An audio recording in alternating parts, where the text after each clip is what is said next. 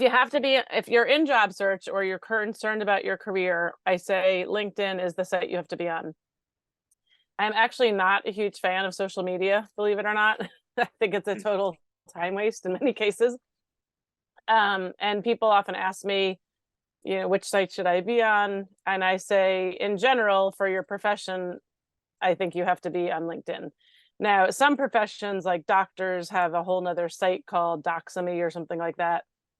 And so certain professions seem to gravitate to certain industries as well. So I would say LinkedIn is the most go-to for any profession and just generally for industries. But if your industry happens to be all over a certain site, like you're a photographer, so you have to have an Instagram account, of course that would go along with your profession too. But I'm not a proponent of saying, yes, you have to get on Instagram and LinkedIn and Facebook and Twitter and you have to be on them all the time. Like, no, I think that's insanity.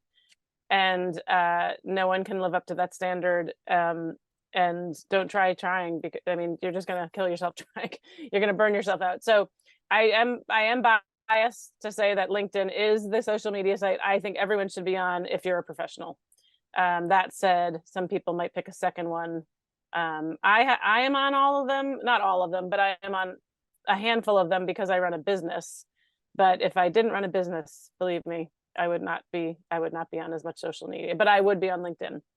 So I think you can use LinkedIn in many ways. I mean, proactively, you can be, if you know you're going to a conference or an event and you know someone's going to be there, like the person did who's on this call. Hey, I see you're going to speak next Monday. Want to connect ahead? I think that's great because now I remember that person's name, and of all the people on this call, it's like, oh, that's going to sink into my head.